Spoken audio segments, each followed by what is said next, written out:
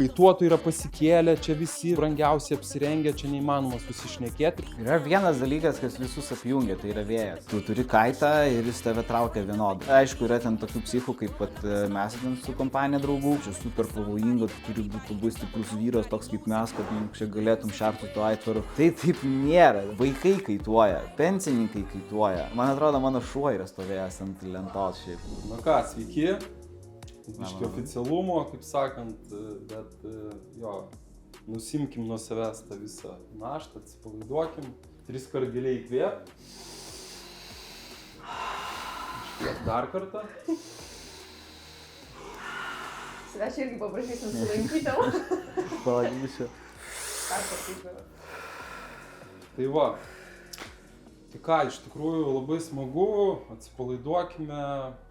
Susirinkom čia šiandien paplepėti, paskaldyti bairiukų. Tai va, o jeigu rimtai, sveikiname su jumis šiandieną iš Svencelės, iš kaituotojų ir buriuotojų rojaus, turbūt drįsiu pavadinti Lietuvoje. Šiuo metu labai vėjuota, tai spėju ir turbūt Aleksas, mūsų svečias, šiandienos patvirtins, kad dauguma Lietuvos kaituotojų buriuotojų šiuo metu yra mariose ir mėgaujasi, tad palinkėkim jiem tiesiog gerų įspūdžių ir svarbiausia saugumo. Tai va, o šiaip pagrindinis dalykas ir pagrindinis akcentas, tai norime jums šiandien pristatyti mūsų nuostabų laidos svečią. Bene drįsiu teigti irgi, kad bene vienos iš geriausių kaitavimo bazių spotų Lietuvoje vadovą, Board House, adresu Svencelės gatvė 29. Tai va, tai mielieji, iš tikrųjų labai džiaugiamės, kad Aleksas atvyko pas mus į laidą ir mes jį šiandieną pakalbinsim, pačirškinsim ir duosim klausimų ir be abejo duosim jam ir iššūkį. Tai Aleksai, sveikas. Labas, labas. Tai klausyk, taip, be didesnių lozungų, kaip matai, neįmanoma be lozungų, bet papasakok, Aleksai, šiaip, kaip susikūrė Board House, kokiom aplinkybėm, kodėl būtent Svencelė ir kokie reikšmingiausi įvykiai per 10 metų įvyko jūsų spote. Ojei. Tai greičiausiai nėra kitos tokios vietos kaip Svencelė, kur galėtų susiburti kaituotojai. Ir main dalykas, aišku, yra, nuo ko viskas prasidėjo, tai nuo mokyklėlės. Ir Svencelė yra vienas iš geriausių spotų visam pasaulyje tikriausiai, kad išmok kaituoti. Nes yra sekli pakrantė, yra tokių vietų, kur gali nueiti pėsčiom iki kitos pusės. Tai va.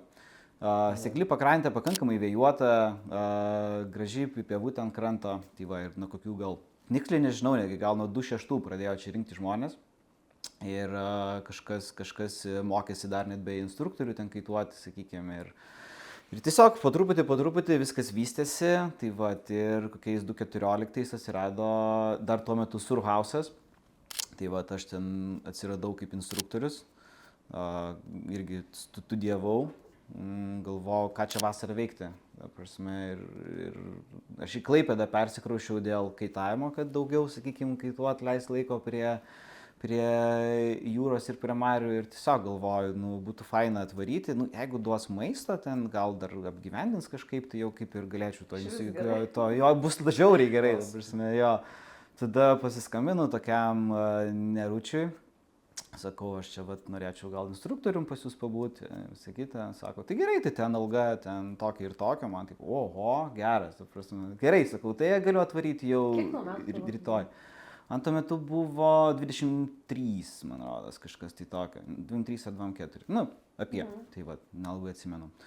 Tai va, ir kažkaip atvariau čia, strigau stipriai, tai va, ir iš pradžių buvau instruktorius, kaip minėjau, tada kažkaip tai vis norėjusi daugiau daryti, sakykime, daugiau įsivelti tą visą veiklą, man labai patiko leisti čia šiaip tas vasaras, būt gamtoj, toks amžinas to veiklavimas tiesiog, nes, toks, gal nesakyčiau net nes to veiklavimas, o toks gal festivalis tiesiog nesibaigiantis, bet ne iš tos perspektyvos, kad ten visi pastoviai tūsina, to aišku irgi yra, bet tiesiog, kad tokia bendruomenė, kuri gyvena kartu, kemperiukose, kaip čigonai.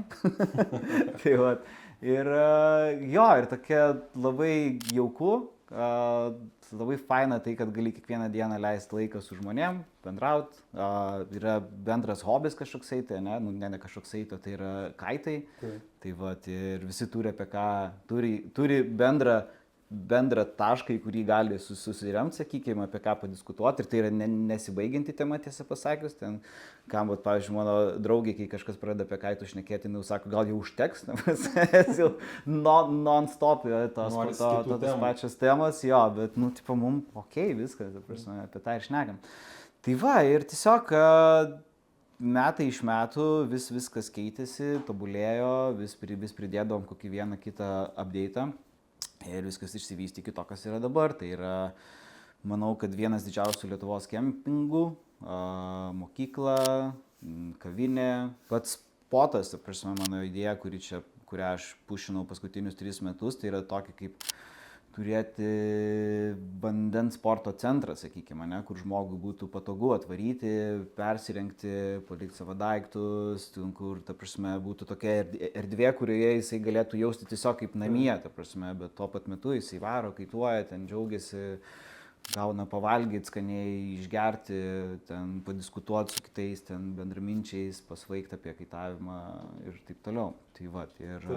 Kokie reikšmingiausi kažkokie įvykiai per 10 metų, kuriuos tu atsimeni, vis tiek jų turbūt ne vienas turėtų būti? Reikšmingiausi įvykiai.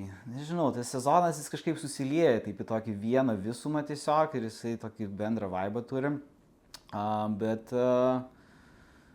Ką žinau, gal kažkokie va tokie, iš verslo perspektyvos, tokie kokie update'ai kaip kavinė, sakykime, tas spoto toks išsiplėtimas, ten visas ir taip toliau. Bet aš kažkaip to nesureikšminu taip stipriai, kaip galbūt to, kad vis daugiau žmonių atvažiuoja pas mus, vis daugiau žmonių įvertina, sakykime, tą, ką mes sukūrėm, užbildinom tą vaibą tokį. Tai va, tada renginiai šiaip pas mus būna žiauriai fainos joninės. Matėm, laužau dydį ir... Jo, dar kita tokia dalis, kur kažkaip tai sugalvojau, kaip išreikšti save, tai per kokią tokį mikropiromanijos kažkokį tai polinkį, tai vis sukraunam kitokį laužą, vis ten didesnį, vis kažkokį tai įdomesnį ir taip toliau. Tai toks būsi mažasis raketininkas, kaip JAV prezidentas pasakė apie Pchenjano lyderį. Mažasis raketininkas, kai leidžia raketas per Japoniją. Čia, aišku, juokauju. Aleksai, labai svarbus dalykas, pabandykim iššūkį. Mes turim smėlio laikrodžį, yra 1 minutė atsakyti klausimus. Okay. Tai truputėlį. Klausimas, Aleksai, iš tikrųjų, aš, kai atvykau pirmą kartą į Bornholm spotą, man šiaip labai patiko. Prisistatė baro vadovė ir sako, čia yra pats geriausias spotas, mes esam patys geriausi. Ar gali pratęsti mintį, Aleksai, 10 metų jūs esat žinomi, bet aplinkui labai daug spotų yra. Konkurencija yra milžiniška. Bet kuo jūs išsiskiriat ir kodėl baro vadovė taip drąsiai teigia? Aš neteikčiau, taip visą laiką palikčiau įvertinti kitiems šitą šiaip tai, bet okei. Sakykime, mes kuom išsiskiriam, tom, kad mes esam viena visuma, kad mes nesame, kaip pavyzdžiui, gretimam spote, vienas valdo barą, kitas valdo ten 5 mokyklas, yra skirtingos kompanijos, tada kažkas valdo kempingą ir taip toliau. Tai mes esam viską suvedę į tokią vieną gražią visumą, tiesiog, kur būna tas jaukumas, sakykime, toks namų feelas. Tai, sakykime, gal geriausia ir yra tuo, kad tu atvarai ir tu jautiesi kaip namie, tu jautiesi jaukiai, tu nesijauti lyg tokioj, nežinau kaip lietuviškai išreikšti, pakazūhoj. Tai va, tu atvažiuoji dėl tikslo, tiesiog, kad ten pabūt, pakaituot, vaibint su visais Ir gal ir yra tas ten baras, nežinau, nu aš tikrai negalėčiau pasakyti, kad mes ten verti Mišelino žvaigždučių, nors gal ir verti, bet, nu, tipo, bet kad pas mus yra gera būti.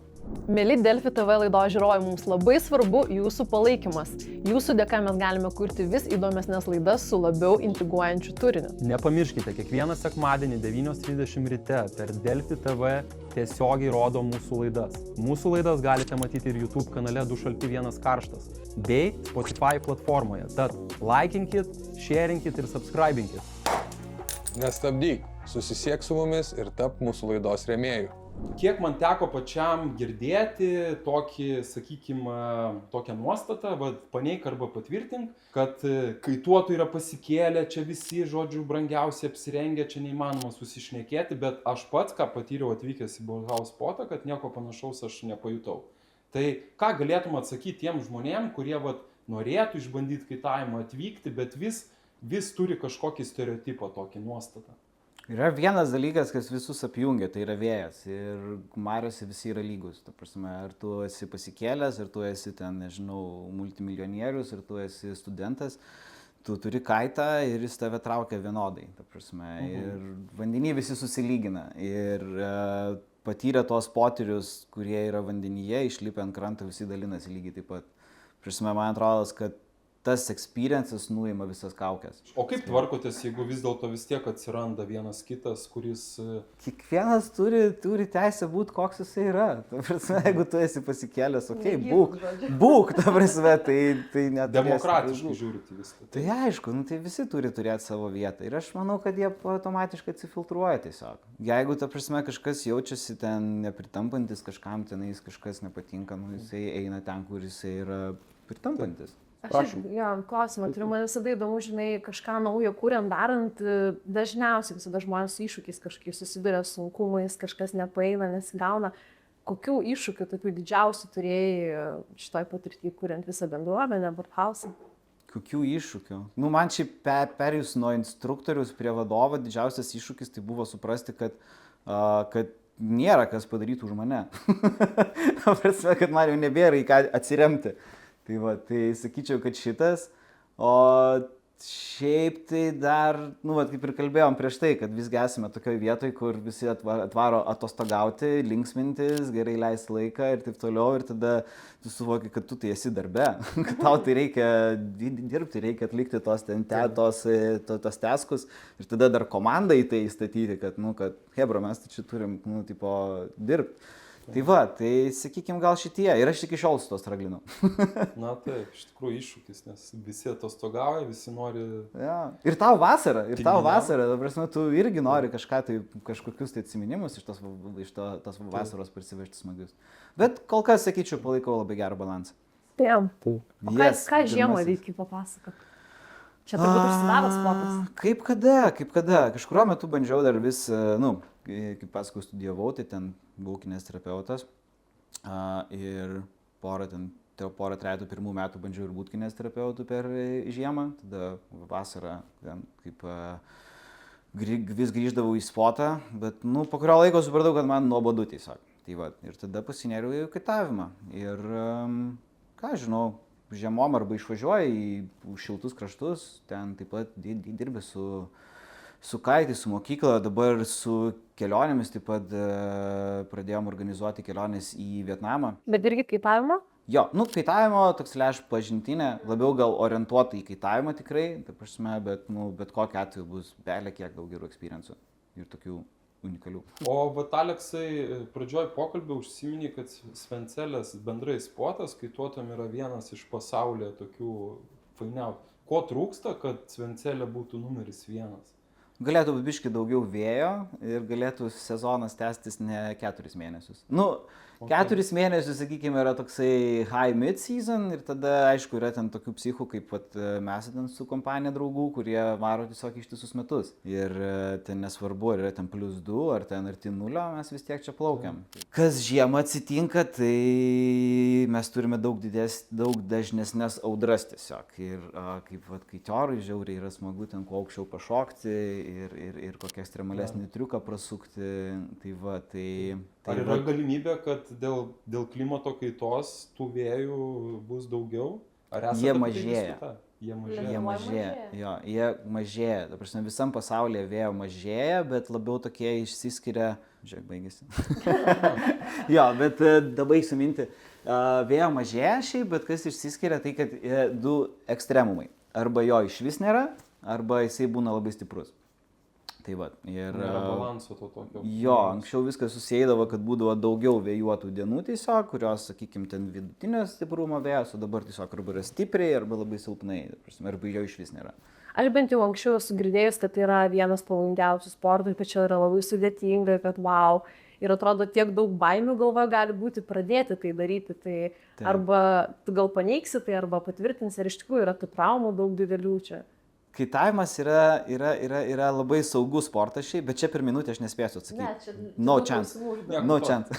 Dar Šitą kartą nekreipiam apversiu. Išjungiam. Jo. Tai vienu žodžiu, jo, kaitavimas yra pakankamai pavojingas, jeigu tu nežinai, ką tu darai. Ne? Tai jeigu tu žinai visas taisyklės, jomis vadovaujasi, nekritik kvailysčių, viskas yra super saugu. Senieji tvarai, kai iš kur ir atsirado tos legendos, dar ten kažkokie tai tie pirmieji kaituotojai Lietuvos ten prikalbėjo per visokias ten TV laidas nesąmonių visokių, kur ten čia super pavojinga, tu turi būti labai stiprus vyras, toks kaip mes, kad čia galėtum šerti su to aitvaru. Tai taip nėra. Bet čia gal anksčiau ir buvo, tiesa, kažkiek kaitai kitokie buvo stropų mažiau. Gali būti, bet žmonėms tas įstrigo toksai jėgos aitvaras visų pirma, tai reiškia, kad tau reikia jėgos jam ir ta prasme tada, kad tai yra pavojinga. Taip nėra. Vaikai kaituoja, pensininkai kaituoja. Ja, man atrodo, mano šuo yra stovėjęs ant lentos šiaip. O pajutai šiaip, Aleksai, va, tu kaituoji, turi tam tikrus įgūdžius, jo šlifuoji ir dabar pajutai, kad gyvenime kažką darant, va, jie tau tapo naudingi, arba tu pajutai, kad gyvenime darant, realiam gyvenime tau pasitarnavo šita visa patirtis. Šiaip jo, čia gera mokykla visai. Dar kai instruktoriavau, nu ir dabar dar painstruktoriauju, taip pat man šiaip patinka labai. Tokių kildavo visokių filosofinių minčių, kur, pavyzdžiui, su merginomis visą laiką kaini ir jos, o mane traukia tas aitvaras į lūpą. Taip, tokia jo ir paskirtis tave traukti. Tai va, bet tada tu tiesiog suvoki, kad tu ir turi atsiduoti tam traukimui, tai ta prasme, tai taip yra, žinai. O tu nepaklausi jų, o kodėl aš tavęs netraukiu? Aš dėjau su brangiaja, tai neklausiau, tai va, bet šiaip gal ir įdomu, nežinau. Anyway, tai va, ir taip, tai yra tas, kad atsiduoti, sakykim, tam traukimui, tai kažkokiai tai ten tiekmėje, ne, apie tai, kad tu turi nusimatyti savo žingsnius kažkokius, ne? Tu negali tiesiog palaidai, sakykime, paleisti, irgi atsiduoti tam traukimui, bet tu tuo pat metu, kaip ir gyvenime, taip pat, ne, jeigu tu ten visiškai atsiduosi ir toksai ten pasroviui plauksi, tai ir nuplauksi ten belė kur, žinai, bet kad, sakykime, ten tikėt su srovė ir ją biškai pavairuot kažkur, tai ne, ten priimti tam tikrų sprendimų, arba turėti planą tiesiog, ką tu darysi, tai ten tas pats. Tas pats, tu tiesiog turi turėti planą, kaip tu valdysi, kur tu nuvesi aitvarą, žinai, ir taip toliau. Tas labai svarbu iš tikrųjų, neišeiti iš tėkmės. O jeigu, pavyzdžiui, galėtum prasukti laiką ir sugrįžti kažkurią tais laikotarpį, ar yra, kad kažką keistum ir darytum kitaip per visą šitą sporto įkūrimo laiką? Gerai įžvalga, mergelė iš Nazareto. Tai faktas, kad taip, prasme, visą laiką, kai darai verslą kažkokį, tai jisai turi tokių, tu pridarai klaidų tiesiog. Tai va, tai sakykime, galbūt būtume labiau susikoncentravę į kaitavimą tiesiog, į kaitavimo mokyklą ir mažiau tiesiog švaistą laiko į ten, sakykime, maitinimą. Ta prasme, nes kiekvienas turi daryti tai, kai jis moka geriausiai, ne? Ir tada, kada kaitiorai pradeda daryti maistą ir ten barą ir visą kitą. Bandėt patys daryti? Papasakok. Koks to patiekalas buvo? Ne tai, kad mes patys darėm, bet mes visiškai žaliai praktiškai pradėjom, pasidarėm kavinę, kuri mums kainavo gana brangiai. Tai puikus verslas, čia Svencelė yra žmonių, reikia juos maitinti, tai davai važiuojam, žinai. Tai va, ir tada kaip pasisamdėm tokią Jolantą, labai fainą moteriškę, tai va, kuri valgykloje dirbo Klaipėdoje. Tai va, nu ir Jolanta turėjo daryti maistą, kuris turėjo tikti visiems Vilniaus, Kauno ir visos Lietuvos hiparikam tiesiog. Ir automatiškai tokie visi, žinai, nu, kaip ir, vieni sako, oi kaip fainai, kokie geri kotletai, žinai, tai va, o kiti sako, blemba, kas čia per burgeris, jisai kaip kotletas. Nu, ir daug visokių tokių panašių yra kuriozų, kur mes tiesiog galėjom koncentruoti, sakykime, tai, ką mes darom geriausiai, tai yra ten kaitavimas, mokykla, žinai, ten ūkdymas tos bendruomenės, bet vietoj to, ką tu darai, tu ten 6-7 ryto važiuoji, ten promo, užsipirkinėjai produktų, važiuoji atgal, ten užsiknysęs visas kažką pamiršai, ten su kokiu barmenu reikia ten dylinti, ką nors, žinai, ten ir taip toliau. Ir tu tada, tipo, vietoj to, kad daryti tai, dėl ko tu čia atvarėjai, ta prasme, tu barą turi, kuris yra labai skečiai vietoje, nes žmonių yra tik tada, kada pučia. Ką daryti, kai nepučia? Prasme, algas tai reikia susimokėti, jo, prasme, algas reikia susimokėti. Tai va, tai čia manau, kad yra labiausiai skečiai vieta, irgi, va, kaip Svencelė, viena geriausių vietų pasaulyje, kad turėti, nu, kad išmokai to, taip pat yra viena labiausiai skečiai vietų, kad turėti barą. Aleksai, paminėjai savo antrą pusę. Kaip tavo antra pusė žiūri į tavo veiklą? Tu vasaras išvažiavęs, lakstai, o kur dėmesys antrai pusiai? Ir bendrai, kaip tavo antra pusė žiūri į tavo veiklą? Ar jinai palaiko, ar sako, ko tu čia užsiemi? Eik prie staklių. Eik prie kompo, jo, tiesiog. Ne, man kažkaip pasisekė šitoj vietoj. Man labai pasisekė šitoj vietoj, todėl, kad jinai yra kartu su manim, jinai kartu su manim gyvena visą laiką čia, Ir kaituoja kartu? Ir kartu kaituoja, jinai yra Lietuvos freestyle čempionė.